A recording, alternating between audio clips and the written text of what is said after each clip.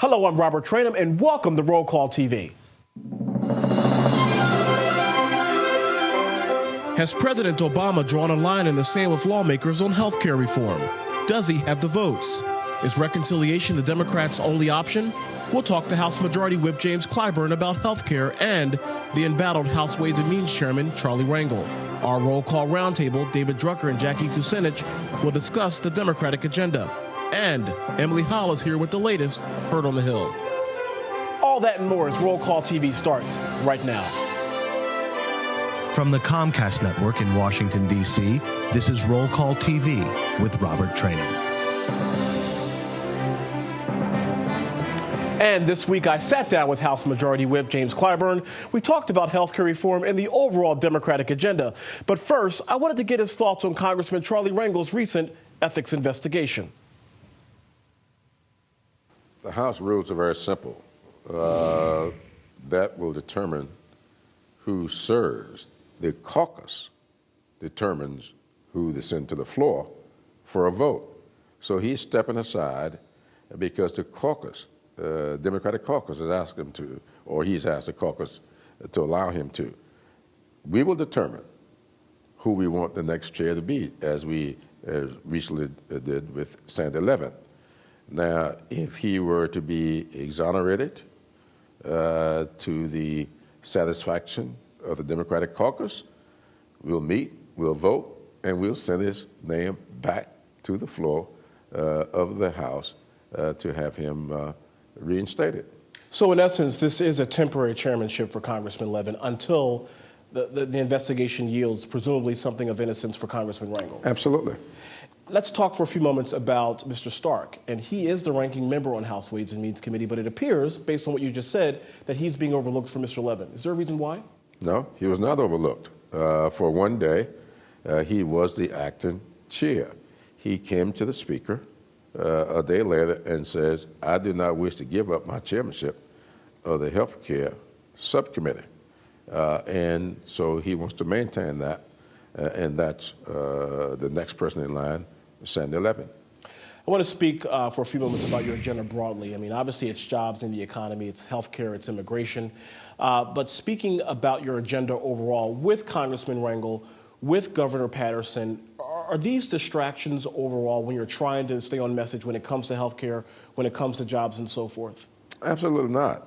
What's going on in New York has got nothing to do with what we do here. But it has national ramifications, you would agree. Well, it may, but it's not a distraction to us any more than what may be going on with a member in Georgia.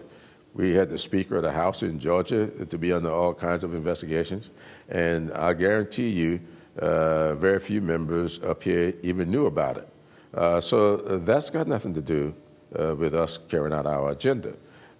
With Rangel, we have personal relationships with him. He is a very good friend of mine and has been a mentor to me.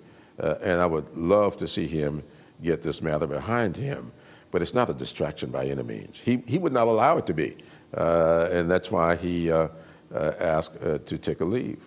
Speaking of your agenda overall and distractions, there's a lot of folks within your caucus that are saying, you know what, we really shouldn't be talking about health care. We really should be talking about the jobs. When it comes to 9.7 unemployment rate, when it comes to millions of people out there, presumably that are living from paycheck to paycheck, the question becomes is, quite frankly, should you be pushing a health care bill right now when perhaps maybe the priority should be jobs?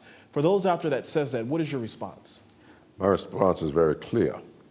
The health care bill was done basically in the Ways and Means Committee, in the Energy Finance Committee, and the Energy Commerce Committee on the House side, and in the Ed and Labor Committee. Now, if those three committees are hard at work over a period of almost a year working on health care, what would you have the Justice Committee do? We have a committee that's headed up by John Conyers that's doing work. We got a Transportation and Infrastructure Committee that's doing work. So you would have them, none of them are working on health care. So I don't understand why it is that people think that we can't walk and chew gum at the same time up here. We can't do more than one thing. Senator Bunning, Republican of Kentucky, recently held up the unemployment extension bill for a couple of days. And then basically he had a philosophical argument, which some people would make the argument that he had a good point, and that is, how do we pay for this? Everything is an emergency, and so how do we prioritize A, and also B, assuming that this is a high priority, how do we pay for it? There were a lot of folks, particularly members on your side, both Republican and Democrat, I might add, that said that this was a tyranny of one, this is the House of Lords, yet again, being out of touch with the American people. Do you believe philosophically that Senator Bunning had a good point when it came to the unemployment extension benefits? Well, the point no better than the point that he should have raised when George W. Bush was doing his tax cuts that he voted for happily. Tax cuts that were all set. They weren't paid for. They were not paid for at all. They were Medicare Part D was passed and not paid for at all, and they ran the deficit up tremendously. And so I wonder why he got religion all of a sudden when we were trying to do something on an emergency basis for low-income, moderately income people who are out of work, who would love to be able to pay for their health insurance.